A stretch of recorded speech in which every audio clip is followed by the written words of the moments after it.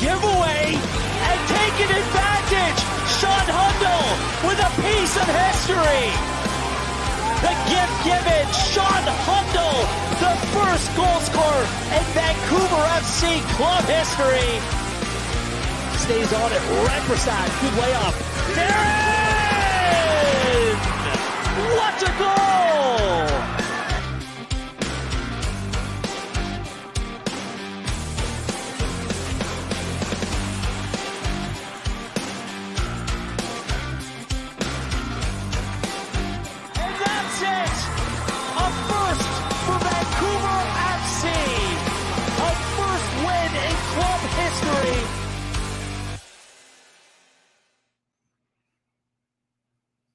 Hello, everybody. Happy Monday. Hello, and welcome to the CPL Newsroom presented by Volkswagen. I am, of course, Christian Jack. Week 2 in the Canadian Premier League. It's in the books, completing what was a marathon of a week for all CPL clubs that saw them play 3 games, of course, with the Canadian Championship games sandwiched in the middle. It was a weekend with a lot of parity and a lot of close outcomes as well. 3 draws, in fact, all 1-1, and another game that was close to being 1-1 ended in the way of a victory for Vancouver Football Club, who not only picked up their first win of their existence, but also the only week of week 2. The only win of week 2. Results board this week looks at this way. York United 1, Vancouver FC 2. Sean Hundal and Gal Sandoval from the spot. 2 goals inside the first 20 minutes in that one. Marky Wojciechowski scored in the 35th minute, but wasn't enough, as back-to-back home losses for York United to start 2022 is not ideal. Forge FC 1, Halifax Wanderers 1. Another late goal from Forge and another equalizer. Woodman's Passius in the 89th minute. Massimo Ferrin in the 42nd had put Halifax on the path to victory. Valor 1, Atletico Ottawa 1. Another early goal in that one. Diego Gutierrez after 3 minutes. And Johnny Dos Santos equalized after 32. And on Sunday, in the rematch from Thursday's Can Champ game, Pacific FC 1, Cavalry 1, that ended the same scoreline. This time a Gazdov own goal and a Josh Hurd goal that he knew very little about. We'll get into that later, of course, with our man on the spot, Alex Ganguruzic. We start our newsroom recap with some real history. So let's bring in Charlie O'Connor-Clark, our very own correspondent, to break this one down for us. Charlie, you were on site to witness it. I think fittingly that you were there, to be honest. What a day for Vancouver Football Club. Their first win and a first goal as well, and they get both landmarks in the same game. Overall, what number out of 10 would you give this contest in terms of its compelling factor, and why? As the self-appointed arbiter of high standards, I think I'm still going to go with a 7.5.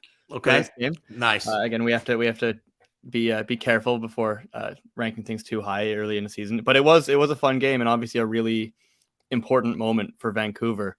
You could tell, and I think the players were pretty open with this after the game, that it was in danger of becoming a distraction if they hadn't got on the board or got a win out of the way. So I think that's a really important moment for the club. They played very well. They didn't really waste any time getting on the board. They were very disappointed with how they started on Wednesday in the Can Champ against York. So to score twice in the first 20 minutes really turns that on its head. Mm-hmm. And then really just bending and not breaking for the final half of the game. York kind of obviously the protagonists in the second half, as you'd expect a team that's down a goal to be, but Vancouver were really good at, keeping them out of the properly dangerous areas, keeping the shots to the perimeter. And really this was at the end of it, it felt like a pretty deserving win for an expansion club that's still trying to build out what it really is on the pitch. Yeah, an interesting week, not none the least. Obviously, the narrow loss last week to Pacific in the first ever game. They come to Ontario. They played the Canadian Championship game where they weren't great, but in the outcome, they probably knew that they were hard done by with a 1-0 goal that was very questionable with a penalty. I want to give Callum Irvin and Ashvin Gotby, their coach, their goalkeeper, captain, a lot of credit for the way that they reacted to that game in midweek, because I think they could easily have gone up and said, "Oh, we were hard done by, should never have lost this game." But they looked within, and they looked why they weren't at their best to score in that goal. And I think that was probably the message heading into the next few days. And they certainly came out without feeling sorry for themselves. And I think that made a difference. I'm going to get a little bit more into Vancouver with you in a second, but before we do that, let's go back to York Lions Stadium and listen to the aforementioned Ashvin Gotby, whose comments were very, very exciting and encouraging after their first ever victory. It's a very emotional moment for our players, staff, and I think the club. It was weighing on their shoulders for a while now because the discussions was always about who's going to score the first goal, when is going to be the first victory, and I'm hoping to get that out of the way because I think then we can play with better concentration and better football. I felt it was a wonderful game and a very close game, so it was a very exciting, I'm sure, for all the fans that watched it at home. It really was a wide open game of football. For those who didn't see it, a torrential downpour earlier on before the game started, which probably set the standards for it to be played quite quickly during the game. But so what do we know now? They were able to hold on here. What's impressed you the most about this team so far, Charlie? And do we already starting to see some foundations of identity laid out by this club? I think we're starting to. I think this looks like a very resilient Vancouver team. I mean, you mentioned how wide open the game was. That's impressive considering, 8 players started all 3 games in a week for Vancouver, and I think it was 7 for York as well. So not necessarily what you would expect from a game like that, especially when teams have just played each other. But yeah, this Vancouver team seems to be starting with the right things. When you're a team that's just building out a squad, you want to start by building a foundation, a defensive structure, a well-organized unit, and you try to find the ways that you can hit a team. That kind of attacking identity always comes later. I think we've seen with teams, we saw it maybe with Ottawa last year and other teams in the CPL, that the number one thing that you can start with, especially when you're a coach just taking over a club, is getting that structure in place. This team seemed to be very good at taking away space from York in midfield. They were marking quite tightly a lot of the game. And they're very, very difficult to beat, especially in the air. They've got some real size at center back there. They've got some real strength with guys like Ibrahim Bakary and Rocco Romeo. So I think that they are going to be a very difficult team to play against. And I think we'll start to see them, maybe still play around with that front line a little bit and see where the danger areas are, which players are best suited playing next to which other players. But I think the early signs of this club's kind of back maybe 6 players is pretty impressive so far. Yeah, the defensive structure is impressive, no doubt about it. Some love for Bakary in the chat. Obviously, the Englishman who being named in the team of the week this week, and Rocco Romeo was very good as well. Charlie, I'm going to get into some of the players that you really like next in our third of 5 burning questions for this game. But before we do, let's go back to York Lions Stadium and hear from the man who will always be the history maker. Here's Sean Hundal. It's always nice to score, I've been doing it my whole career because I've been a striker. So this one was it meant a little bit more, because it's history, being the first goal scorer. I know I grew up being coached by Danny Dicchio, and every time I go to the game, they sing a song for him. So I get goosebumps every time I hear it, and I grew up looking up to him, and for me to do it in a club in Vancouver, especially doing it back home in Toronto, feels really good. Really, really happy for that young man. He obviously played under Danny Dicchio at Toronto FC Academy, saw what it was like for the first goal scorer at a club, and it comes full circle for Sean Hundal, who had been taken off midweek, by the way, and had a difficult night talking to the coaching staff in the tunnel at York Lions, and then 3 days later, that's football, right? He gets the goal, and he's the history maker forever. I'm sure he's one of them, Charlie. But time for your list of greats. Which players stood out above the normal threshold where you feel like they need a mention? Yeah, I mean, obviously, Sean Hundal is always going to be a trivia question now. But I think for me, the most impressive Vancouver player was actually Gaby Bitar, who I think he created 4 chances. He's playing further up the pitch than he did in the prior 2 games for Vancouver. He was a bit of a midfielder before, as he was for most of last season with Edmonton, but now he's getting a bit more of a chance to attack. You see on the play that leads to winning the penalty, not only does he win the penalty by making that run and getting taken out by the goalkeeper, but he kind of starts the play. He takes a pass very deep from Caden Chung, and he really drives it towards the middle, and he plays off with, I think, Gael Sandoval, which is a nice little interchange. And Chung himself was also very good in this game. I think there are so many players on this Vancouver side I could actually mention from this game. Maybe one last quick shout out to Rocco Romeo, who I think had like 8 clearances or something in this game. York had tons of corners at the end of the game, and he wasn't really letting any of them go through him. Yeah, fantastic week for them. In total, there'll be 5 players in the team of the week this week from Vancouver Football Club. So that's very impressive. You mentioned Gabriel Bitar, a tremendous season last year for FC Edmonton, and is really starting to take his game to another level. And when he became available, I know he was certainly one of the first names out of the recruitment staff at the new club, and already looks like the leader of their attack. After the game, he caught up with our very own Charlie O'Connor-Clark. Joined in the rain by Gaby Bitar on the CPL Newsroom presented by Volkswagen. Gaby, you guys are on the board. First goals, first win. It's got to be a good vibe all around for you guys. Yeah, the first one's always the hardest. After last week as well, it was tough losing to Pacific, a rival, that first rivalry game. But I know the team was locked in today. We had a very good week of training and we got the result. I know that you guys were a little disappointed with the way that you started on Wednesday here on this same pitch. 2 goals in like the first 20 minutes. You can't ask for a much better start than that, right? Yeah, no, that was the motivation and the fuel that we needed really to carry on for the rest of the game. And I think the players that came off the bench did really well to keep that momentum for us. And so, yeah, this is a really big team win for us. Yeah, you mentioned the players that came off the bench. You were there the whole time on the pitch. It looked like a bit of a grind at the end there. You guys had to weather some pressure. Just talk to me about that defensive effort that you guys are kind of building through the first 3 games. Yeah, no, I mean, like, whenever you're up in a game in the last minutes, you're going to be taking pressure. And so I think we did really well. Our back four did amazing defending every cross that they have. I think they had like 20 crosses at the end of the game, and we did really well defending those. And, I mean, you can't ask for really much more from the back line. So, yeah. You yourself, you're playing a little bit more further forward in this game out in the wing there. It pays off pretty well. You win that penalty. That's a pretty good ball in for you as well. Just talk a bit about maybe the different roles that you're sort of trying out here under Afshin Gapi. Yeah, I know Afshin's he's a brilliant mind. He's really pushing me to play in a lot of different spaces where I didn't feel comfortable at first, but now getting the hang of it. And playing further up the field was really my strength from the beginning. Mm-hmm. And getting those balls in those dangerous areas is where I can show myself. Yeah, I mean, you've spoken about it before. You only really started playing midfield in Edmonton last year. Yeah. Right. But now it's just in your toolbox anyway. Mm-hmm.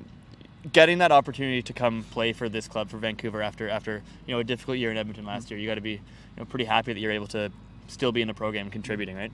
Yeah, of course. It was when the opportunity came around and when they hired Afshin, it was a no-brainer. I mean, this club their front office really backs their players, and they're really pushing for us to have a great season. Even though it's our first year, we're striving to win the championship. Absolutely. So up next for you guys, you're back home, but then you have to fly all the way back out to Halifax next weekend. Yeah. But now that you've got that first one out of the way, do you think there's maybe a little bit of pressure off you guys? You can play a little freer? Yeah, for sure. The stress is gone. I mean, like I said earlier, the first one's the hardest, and Coach has been telling us once we get the first one, the rest will come, and we just got to trust that process. Absolutely. Gaby Bitar, thank you so much. Thank you very much. Great interview with a great player, standout performer so far. The only non-defender for Vancouver Football Club that has played 180 minutes through 2 CPL games so far for that team. And boy, has he delivered. All right, let's get to York United. Before we hear from Charlie, I want to play a little bit of a clip from there in a second. But these are difficult times on the pitch for this team. Obviously, Roger Thompson is hurt. His centre-back partner, Tasmu Dakudis, is hurt. Elijah Adekubi hasn't seen the pitch yet. Neither has Michael Petrasso. They had injuries already. Jeremy Gagnon-Lapare got hurt in the Cup.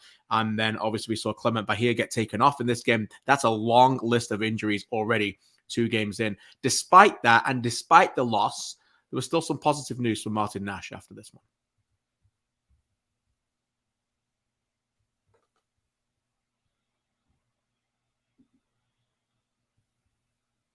Oh, we'll hear from Martin Nash in a second. We'll get that clip going. But Charlie, let's hear from you then on this game. If Martin Nash believes that there's still a lot of positivity there, what did you think in terms of that? I think that there were definitely positive things towards the end of this game. I mean, at the end of the day, you go down 2-0 in the first 20 minutes, and it's always going to be a hole to dig yourself out of. York kind of had a difficult setup to begin with in this game. He, Mo Babuli had to play as essentially an 8 in a double pivot next to Matthew Baldissimo in this game, which Mo Babuli is one of the best players in the league, but he's absolutely not a central midfielder, right? He gets very deep, and really it's kind of errors from him that lead to both of the goals in a way, because obviously he has his pocket picked by Handal for the first goal, and then I think it's him that's dispossessed by Caden Chung 15 minutes later for the second Vancouver goal. He did grow into the game a lot. I think he ended up with like 5 chances created or something like that. And York definitely got into the final third well in the second half. I think that the finishing is a bit of a problem again, which it was early in the season last year. I think Di Rosario had 6 shots and wasn't able to put any of them in the net. And I think the longer that you go without any of these going in, it becomes a little bit more of a problem and a mental, block for a team. So you'd want to see them put 1 or 2 in the net, just maybe early in the next game in Ottawa next weekend. But it's kind of a shame in a way that overshadowed by Vancouver's big day is Marky Wojciechowski's first professional goal. It's a big moment for him and impressive for him to come off the bench in this game quite early and do very well to put the ball in the net not long after coming in. But other than that, I think, there's certainly, something that's not, the ball's just not going in for York at the moment. No, it's not. And it's a top-heavy roster, right? When you think about the amount of attackers that are available to them, it's a shame that the entire storyline of this team coming into the season was Babuli and Di Rosario and the connection between the two. And then suddenly, because of the injury problems, Babuli's playing almost as a 6. And if he's not playing as a 6, he's playing as an 8. And you haven't got that brain in the final third, right? And then suddenly you're relying on Alou, who looks good, but obviously is new to the whole thing. Kevin Dos Santos hasn't really played much at the moment. Brian Wright and Di Rosario, kind of similar players running same lines. It's difficult to see how they can combine together so far. Anyway, let's listen to some reaction. Here is Martin Nash after this one. Other than the 2 gifts, I thought we did a lot of good today. Create a lot of chances, caused them a lot of problems. They were only really dangerous in transition, and we gave the ball away. There's not much we can do. We don't have a lot of other options than what we had today. And, it's tough when your best player kind of gifts them a goal to start and probably should have been up 1-0 already. And then had 2 glorious chances that we didn't finish and then gift him another one. So it wasn't a great start. It wasn't a great first 15, 20 minutes, whatever it was. But a lot of good to take away. It's just sour feelings at the moment. Say disconsolate Martin Nash with more reaction. Let's listen to Max Ferrari, who's asked to play as a fullback in this one. I think everyone's disappointed, especially we did to ourselves first 15 minutes. I think we can all agree that we came out flat. And I think obviously we're disappointed about that, but I think I'm most disappointed about there was definitely something left in that game. And after that, I thought we were good. We reacted really well, scoring a goal right before half. Sparked us, and I think we definitely, there was goals left in that second half. Okay, Charlie, before we let you go, the 5th question of the 5. What's next for these two in week 3 of the CPL? Well, sticking with York, they're on their first road trip of the year. They're out to Ottawa to play Atletico, a team that they played quite well at last year. And sometimes for a team in a place like York, you need a bit of a road trip early in the year for the team to come together. So maybe we'll see about that. Vancouver have another tough one, a tough flight all the way across the country to Halifax for that team's home opener. But as Gaby Bitar and me kind of alluded to, the season really for them starts now that they've got those boxes ticked. They've got that first win, that first goal. So we'll see if they play a little bit freer in that very difficult road trip to what I'm sure will be a bumping Wanderers grounds. Yeah, that'll be exciting. Thanks for this, Charlie. We'll hear from you later in the show as we're joined with you and Sean Hundle. Great work on the weekend. And as ever, read Charlie's pieces at campl.ca. Thanks, Charlie. Appreciate it. From York, we stay in Ontario and we move to Hamilton and we say hello to our correspondent, Benedict Rhodes, who was at Tim Hortons Field for this one as Forge took on Halifax Wanderers. Benny, overall, what number out of 10 would you give this one in the contest of terms of compelling factor and why? I think I'll go for a 6.5. I think the game had a lot of storylines. The 2 former Ontario coaches against each other. That was an exciting matchup, and on the field, I don't think it disappointed either. As you say, Massimo Ferrer, fantastic goal late in the first half, give Halifax the lead. It looks for most of this game like going to take the 3 points from Tim Hortons.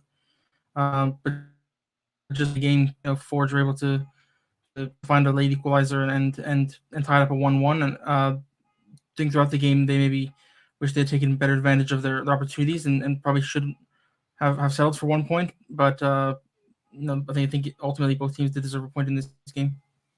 Yeah, a really good game, a good open game of football that was obviously dominated coming in by the storylines of Bobby Smirniotis and Patrice Geyser. Obviously, their connections back to League One and obviously in lower leagues of football with Sigma and Vaughan, and the ability that one day I think Patrice would love to build a club at the CPL level, much like Bobby has at Forge. And within those trademarks of what Forge do is the ability to always believe they can get back in it.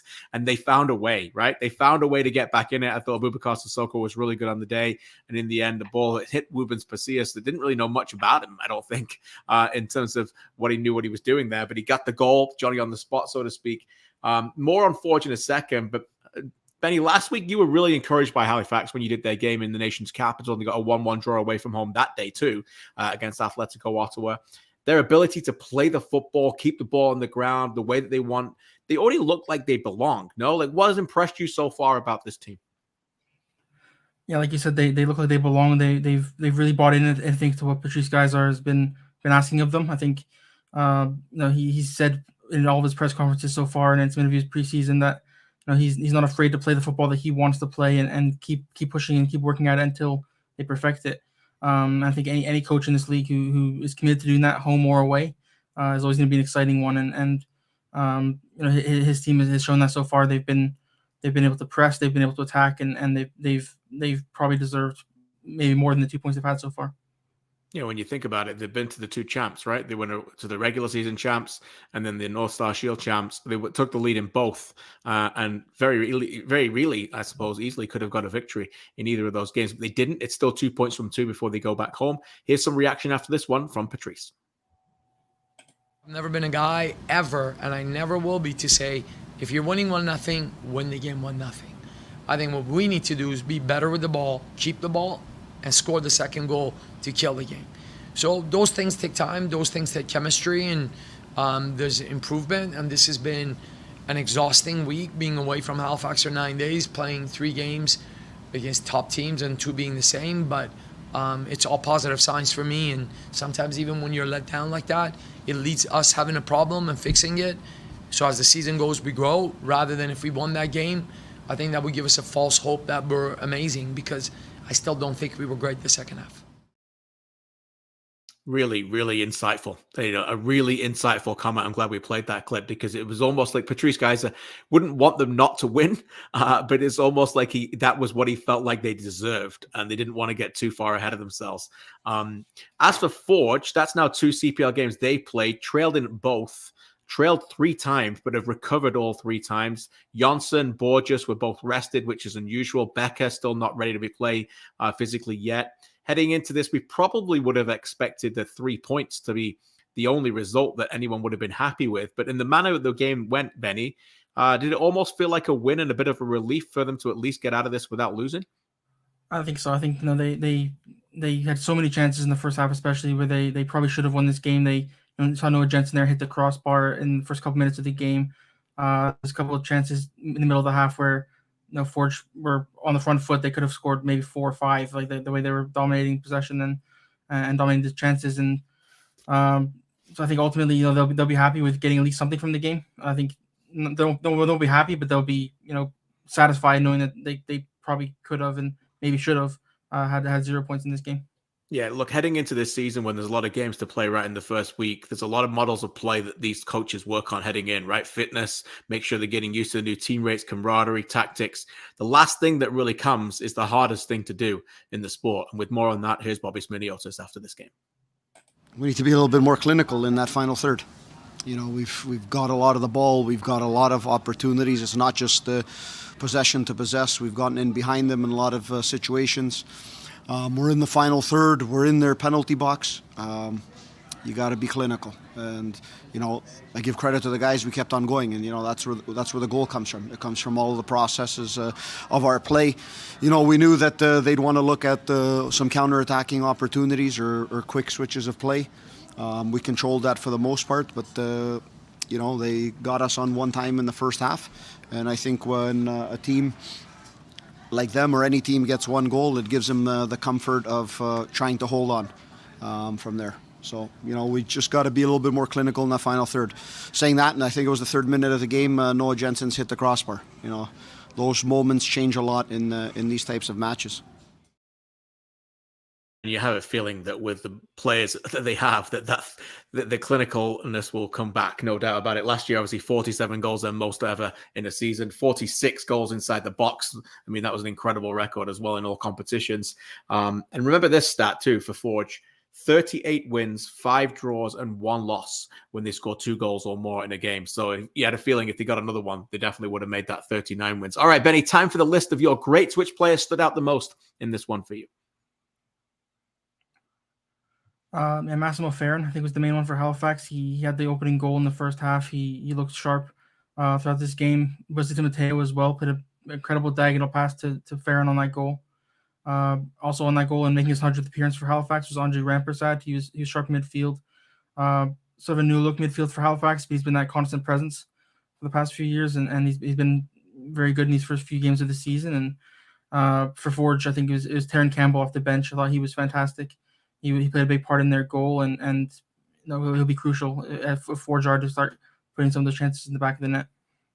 Let's talk a little bit about Rampersad. What a club legend he's already become. You know, the first captain, the first real player that came along anyway for Stephen Hart that wanted him, and it plucked him from semi-pro football. Now 100 appearances for the place that he calls home that has led to international call-ups. That's what the CPL is all about as well. Just a fantastic leader. And you talk to any teammate, they've got nothing but great things to say about the man they know as Rampy. Here's some reaction from him after this one. Here's the Halifax skipper. Yeah, like I can't say it enough, Halifax definitely changed my life to go on a deeper level, come out of a second division, got an opportunity, and all I wanted to do was make the people of Halifax happy because they gave me an opportunity of a lifetime. Any kid would want it, right?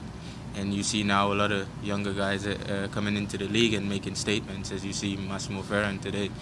He is that guy, and as the caption said, and I think I'm delighted for the younger guys coming in the league and making an example. All right, Benny, what's next for these two? I guess I touched on Halifax going back home, first home game of the season at the Wanderers grounds. It's going to be exciting. They're one of the loudest stadiums in the league, and it'll always be exciting to see them against the new expansion team, Vancouver FC. That'll be a great occasion. And then Forge heading to the other coast to take on Pacific FC at Starlight Stadium on Sunday, I believe. So that'll be a good one as well between the two 2021 finalists. 2 fantastic games to look forward to in week 3. Benny, we thank you for your time, and we'll speak to you next week. Appreciate you. We continue here on the in Sunday's triple header, and to Winnipeg, Manitoba we go for the Tony Bet match of the week. For that, we bring in our own Mitchell Tierney, who has reported this one. Valor FC kicked off their home part of the season, Mitch, and what I thought was a pretty compelling 1-1 game. Overall, what did you give it in terms of the number out of 10 for the compelling factor, and why? I'll probably go with the standard Benny set for 1-1 draws and a 6.5. I think it was a similar match to, the Forge Halifax game in terms of quality. But, one thing that I'll definitely mention, and we just talked about Halifax, who are a much improved side. Valor, a significantly more fun side to watch this year, I think. I think they have more attacking invention, especially, out wide between Pacific Nyongabire and Kian Williams. A lot to like there. The fullbacks as well, I'm sure we'll talk more about. And for Ottawa, a lovely goal, as you just saw on the YouTube, from Gianni Dos Santos, who's a player who's really settled in very well there. So I think a match where both sides, could make an argument that they deserve more than a draw. Both sides had good chances to win the match late, but overall, I think a draw, a fairly good result. And, 2 sides who, are undefeated to start the season. Yeah, 2 sides that I think looked pretty tired by the end of it. And that's a bit of a familiar theme throughout the weekend with, obviously, as we mentioned, 5 months off and then 3 games in 7 or 8 days for a lot of these teams. And hopefully that's the first and last time we hear that across the Canadian soccer culture and Canadian soccer scheduling, the future for player welfare. A lot of players getting hurt, not necessarily because of it. We're not blaming anybody, but it'd just be ideal to have a little bit more of a time to get that in. There was some standout players, though. Mitch, let's go to your second burning question. Time for your greats. Which player stood out truly for you above the rest in this one? Well, you mentioned an injury or some injuries this week. One of the big ones, obviously, for Valor being Raf Oheen, who was out in the midfield. But with him out, Diego Gutierrez wearing the armband for the home opener for Valor.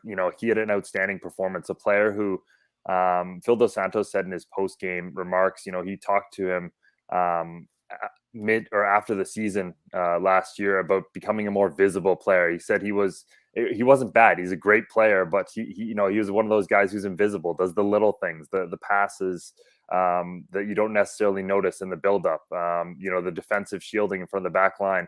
Now with Dante Campbell here, he's allowed to push a little bit more forward, and he had 4 shot attempts in the first game. Was making back post runs. That goal, he's not in that position, I don't think, last season. He just isn't, because he couldn't afford to be. Right. They needed that defensive shielding from him. Now they have Campbell there. So I thought he was really outstanding and still does the things he's usually good at, above 90% passing for the second game. So a lot to like about his performance.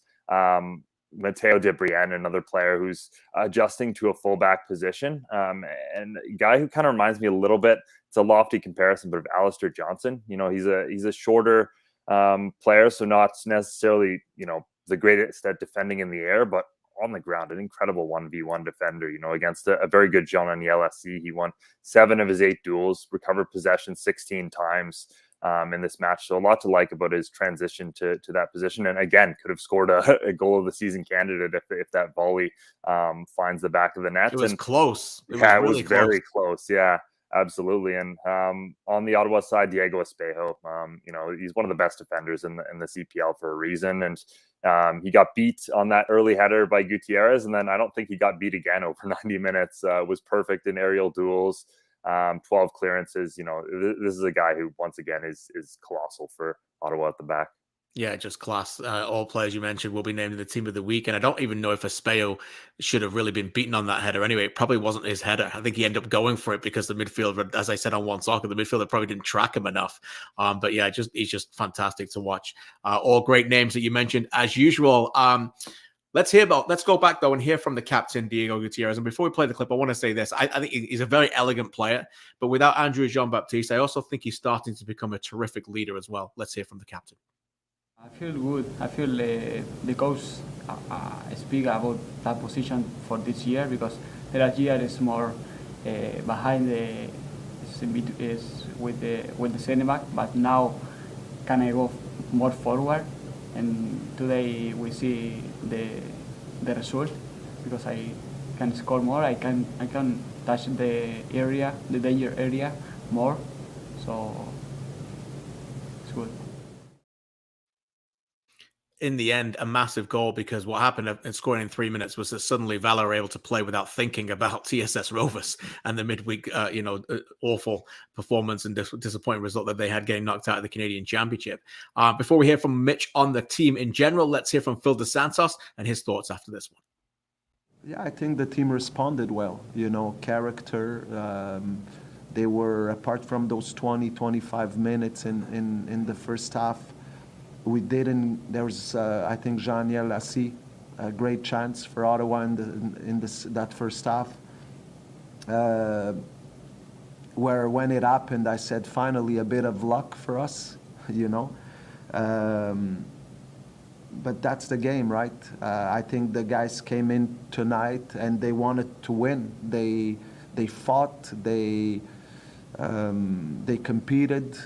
We have a good team. We have a good team and we have a good group of guys. And I have to highlight that, because it's easy when things get hard to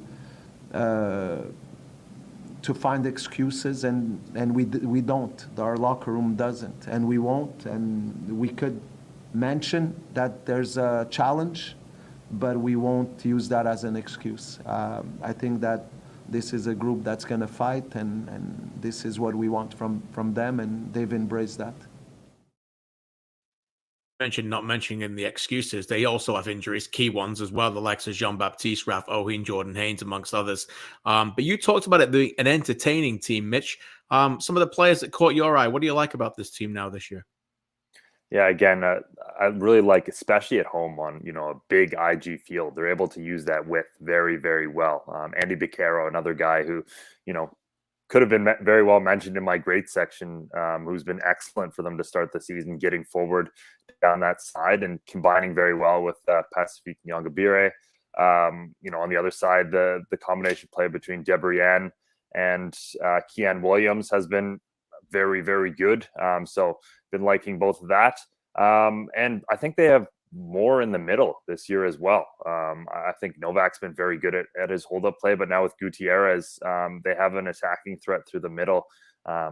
So, on all three of those sides, they can, kind of shift the ball from side to side. And again, when you have a pitch that's that big, that's always going to help them out. So yeah, there's a lot to like, I think, about the team so far this season. And, Phil DeSantos said it. He wants this side to take responsibility for the way they play at home, and for, really building the Valor fan support and the success that this club has. And yeah, I thought, that was a very promising home opener from Valor. Yeah, Valor, of course, played in 3 different stadiums inside the week, much like Halifax. The other team to do that was Atletico Ottawa. Here's their boss, Carlos Gonzalez. I think that although we received an early goal, the team responded well, how you said it, and we showed personality. We showed good moments of football in the first half. I think that we have clear chances going through the flanks, and we were better in the hold of the first half. I think yes, it's true that in the second half the game was a little bit more equal. They had their chances, and at the end of the day, in a long week, hard week with 2 travels, I think that we can say that this point is valuable. Valuable. Back-to-back 1-1 draws, though, to start the season for the regular season champs. But a mark of champions like Forge, Mitch, is not to lose when you do not play well. That's what certainly Carlos Gonzalez was referring to there. Maybe a little bit fortunate with a goal that Yesley perhaps should have saved. But Johnny Dos Santos was there to connect with Malcolm Shaw. That connection, one of a number of things that you liked about in your analysis. Yeah, I think there are some positives here, probably more positives than negatives, certainly, despite the fact that they haven't won yet this season. I think the biggest one is, they had just 3 points last year from losing positions, and they already have 2 in the league, and then, picked up their first win under Carlos Gonzalez from behind midweek. So there's a lot to like about that. And I also liked when they equalized, it wasn't just like they sat back again. They actually took it to Valor for a stretch. And with guys like Verhoeven now in the midfield, I don't think that's Acosta's best position, but he's someone who operates well there. I think that there's a lot to like in, the ways they're able to possess the ball now. Like you said, the connection between Shaw and Dos Santos is a good one. There's still a little bit in attack that needs to be worked out. They got into good positions and then weren't necessarily maybe confident or assured enough to do what they needed to do to turn those into grade A chances. I think they need to get Sam Salter going. That's a big one as well.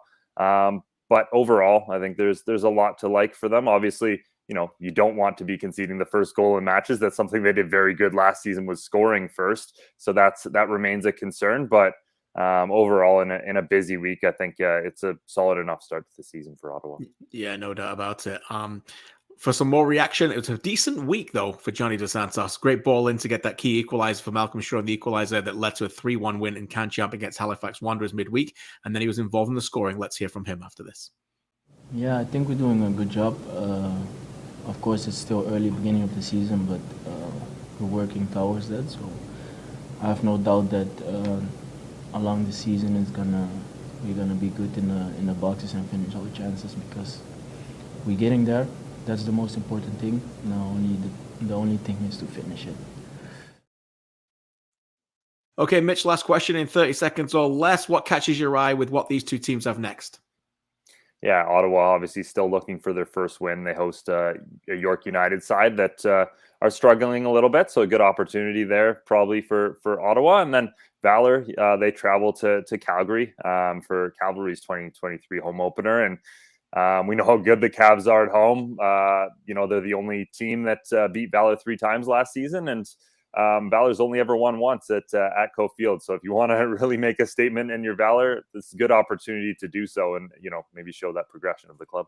Yeah, definitely. That one win, though, was under Phil Dos Santos in his first trip there, when they got 4 goals and shocked everybody in that crazy game.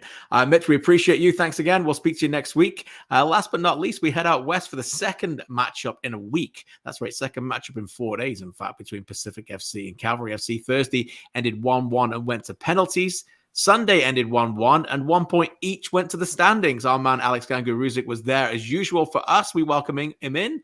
AGR, great to see you. Thanks for your time. Overall, What number out of 10 would you give this contest in terms of compelling factor, and why? What did you like? Yeah, I mean, in the end, I'm going to go a bit low with the score. Just it ended up being a 5 for me.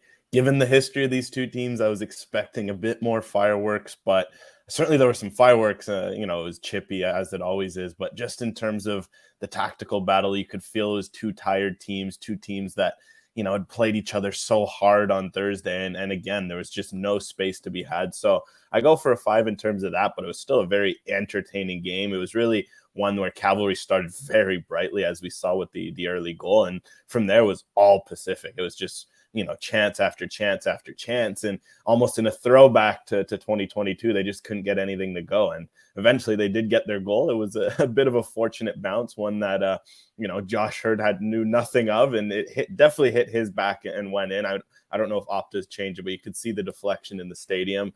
And then from there, it was just, could they get the winner? And ultimately the answer would be no. So it was one where Cavalry is certainly very happy to get the road point. They made no secret about it. They're tired. There's a lot of injuries. It's one where they know they didn't play their best, but they got the points that they needed. And as for Pacific, it's a bit of disappointment that, like last year, they weren't able to get a goal over the line, but they have to be encouraged that they did get into the good areas. It was just more moments. It was players hesitating. It's the sort of stuff that can be fixed over time. It's not sitting there and looking like, oh, there's a fundamental issue with that attack yet. Yeah, I think you did a good job there in the 5. I watched it really closely as well, and just disappointing to see two teams just so tired. There's just so many chopping and changing, no cohesiveness. Players making their debut, different systems, different changes. There was a little bit of edginess to it. Players trying to go down and get one over the other, which we never love to see. But anyway, there was some real standouts there. So let's hear what you think on that one. Time for your greats. Which player stood out for you? Yeah, I mean, we'll start with the host. There was 2. It was one where they were really split on my man of the match. I know Ayman Salouf ended up getting the Gatorade performance of the match. He was phenomenal. He just looked so tricky. It was funny enough, Jamar Dixon was sitting in the press box with us, and he early in the game, he's like, watch Ayman. He's been really, really impressing in training. And I mean, he showed why. He was just so fearless. And it's something where you look at him, that looks like someone who could be one of the best 1v1 players in the league, just in terms of technical skill. Like, it's chops, it's dribbles. It's not, going out there and beating anyone with speed. It's just pure creativity. 2 feet too. Exactly. And you love to see that because, that's old school in a sense, right? Like, players these days are taught, run to the byline, be efficient. He's just there. Like, he definitely he's going to have 5-star skill moves if he ever gets into FIFA, one day, hopefully, fingers crossed. And then the other player that I thought was really good as well, and I ended up giving him my man of the match just because I felt he controlled the tempo, was Sean Young. I think he's someone where he's been phenomenal to start the year. We've always seen the flashes from Sean Young, and it feels like he's really starting to put it together now at 22, and that's scary. Like, 6'4" midfielders like him, they're a rare breed, and just watching the way he was fizzing the ball around with both feet, tackling, just, being an overall sort of tempo-setting midfielder.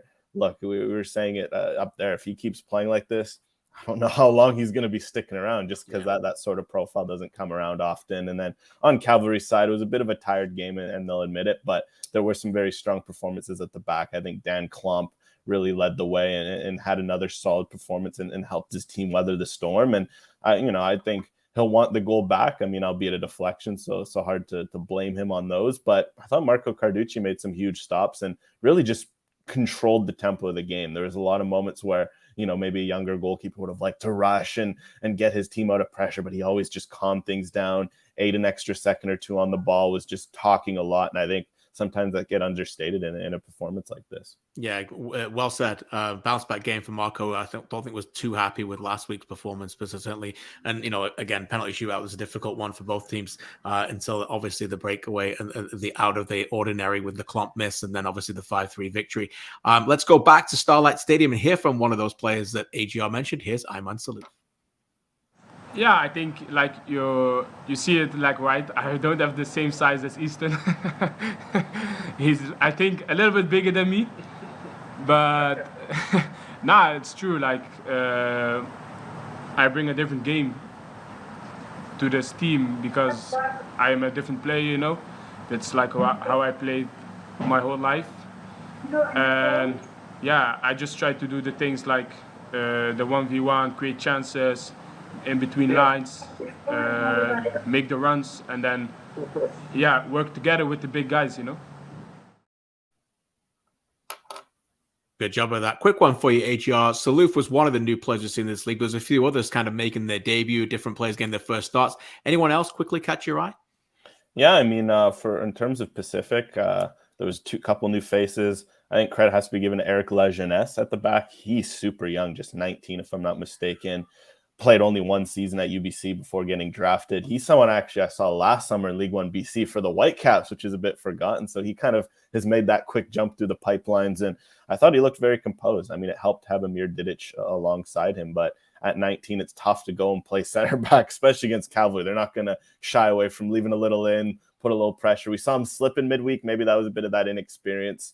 Cavalry just going after him, but he held his own in this game. And I thought Adonijah Reed also had some bright moments. I think it was something where at times the Pacific almost forgot that Reed is more of a guy who runs the channels and not a 6'7", behemoth like Easton Ongaro. And I think the moments where they found him in those channels, you're like, okay, he can be very dangerous. So I have to be encouraged by that. And I guess over on the flip side for Cavalry, I thought Udako Chima at the back was, again, very solid. Anytime that you go out and grind a defensive point, you have to look at the back four, and the fact that Chima made his first start and looked very solid, very composed alongside Dan Klomp. Credit has to be given to him for that. Yeah, he looked like he belonged, no doubt about it. Let's go back to Starlight Stadium here from the Gaffers. Let's hear from James Merriman after this 1-1 draw. I'm not worried about it whatsoever. Some of our players still haven't caught their rhythm in front of goal, and that comes. It takes games. So the positive is we're getting there. We're getting into the spaces that we want to get in. In the second half, they really had a difficult time getting out of their own half. We were on top of them. We were good in transition.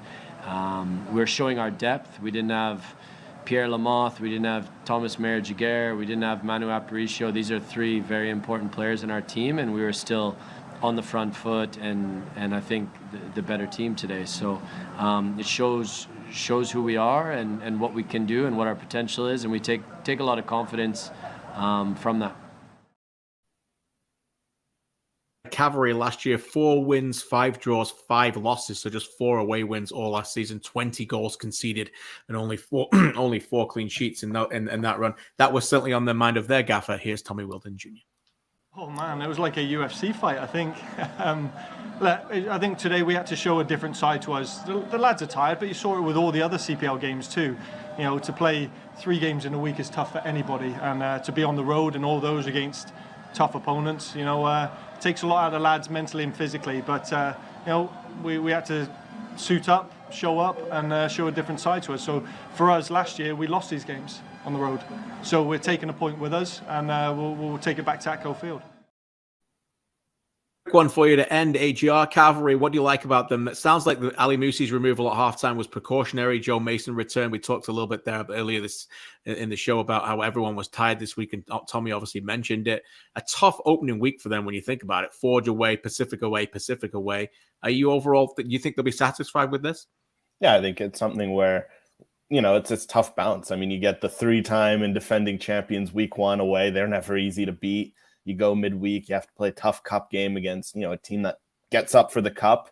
And then, you finish off your week already with the depleted roster against one of the only other champion, the only other champion in the league, and a team that always does well at home.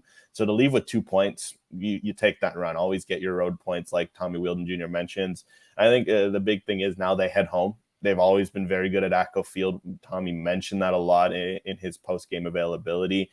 And I think it's something where you look at some of the pieces they have up front, things are going to click there, especially if they get those guys healthy. I think the fact that Musi was running probably what Tommy said is, not at his best, half speed. That's why he was kind of taken off at halftime. He still had this marvelous assist where he just gets a half second of space and gets that going. Mikhail Kentave as well has shown in his, early on this season, if you give him a minute, he's going to get things going. So really for Cavalry, I think the one thing they'll look at is just maybe they get a little more from midfield. If they can get Jesse Daly up and running, he's looked a bit, maybe not up to the pace that you expect him to be at yet. Shamit Shom has also looked not fully, 100% in terms of his game. I think once they get that together and connect their solid defense and with those solid moments of brilliance up front, they should be back and flying at the typical Cavalry rate very soon. You mentioned it. Cavalry finally get home for some home cooking. They take on Valor for their home opener this Sunday and this weekend. And Pacific, talk about home cooking. They haven't left yet. Everybody else has been flying around the country. They get to host Forge next. So the schedule maker's been kind to them, at least to start the season off. AGR, we're always kind to you because you're kind to us. Thanks for this, man. Great work. And we'll speak to you next week. We appreciate you as ever. Let's take a look at the standings in the Canadian Premier League through just 2 games. Obviously, they're very, very short in terms of what we've got to look for in that, and we'll get to that in a second. But let's have a look at the schedule board in terms of next week, in terms of what we got look ahead already.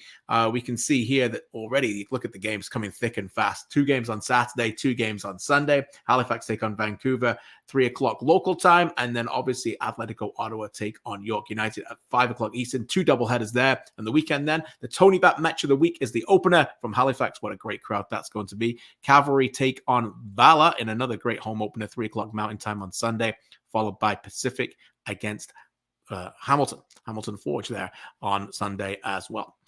Before we end the show, though, it was a weekend to remember, no doubt, for Vancouver Football Club. Let's head back to York Line Stadium with their first ever goal scorer, as Charlie O'Connor-Clark was able to catch up with Sean Hundal. Charlie O'Connor-Clark alongside Sean Hundal, the first goal scorer in Vancouver FC history. How does that sound? Feels good. It feels good to be part of some history. Feels good to do that for the coach, for the team, for the city. It's exciting times. Talk me through the play really quickly. You just kind of spot that sort of sloppy pass out of the back and you just kind of jump on it immediately, right? Yeah, I seen Mo had the ball. I know he likes dribbling. I've known him for a while. I mean, probably close to 10 years now almost. Started my professional career with him, and I know he likes to dribble, but I know it's hard to get the ball off him, and I think he did the wrong step, and I took advantage of it. So. You guys scored a second one in that first half, and then you hold on for the first win in club history as well. That's got to be another good feeling, right? Yeah, for sure. Last 15, 20 minutes, they had some pressure on us, but props to our defenders. I mean, they had a solid game, especially in the last 20, 25 minutes, and just stay strong and not let anything in. Callum made some big saves and caught the ball at the right time, managed the game, and yeah, it's good. A little ironic, you guys are a Vancouver club, but the first goal comes here at York, and you, a Brampton boy, scores that first goal. Yeah. That's got to be kind of cool for you? Yeah, my whole career, ever since I left Toronto FC, Miami, coming back, I've always did good when I'm coming home. So, I mean, it's I felt the energy was different. I knew a goal was coming, and I was happy to finally play striker instead of the right wing, and got back to my normal position, and I feel like I could do well. So. Just lastly, Sean, you guys are on the road in Halifax next weekend. Now that you've got that first win out of the way, pressure's off? Yeah, I mean, pressure's off, but sometimes pressure's good. I think going to Halifax can be tough, obviously, with the fan base they have and stuff, but I'm fully confident in the coach, the coaching staff, team, everyone's on high spirits right now, and I think we can take advantage and go on a little roll. So, awesome. Sean Hundal, thank you so much. Thank you. Bye. Congratulations to Sean Hundal and, of course, Vancouver Football Club in a historic week. Valor FC atop of the Canadian Premier League with a goal difference of 4 points already. Pacific FC, the only other team unbeaten so far. Sorry, not unbeaten, but with 4 points already. Vancouver Football Club on 3. And then we have 4 clubs, Cavalry, Forge, Halifax, and Atletico Ottawa, all unbeaten on 2 points after 2 draws inside the first 2 weeks of the CPL season. York United currently bottom with no points, but already 4 clubs just above them, only 2 points ahead. York United don't have a win yet or any points because of Vancouver Football Club. It is their week, and here's what it looked like and sounded as we close out the CPL Newsroom, brought to you and presented by Volkswagen. Have a good week.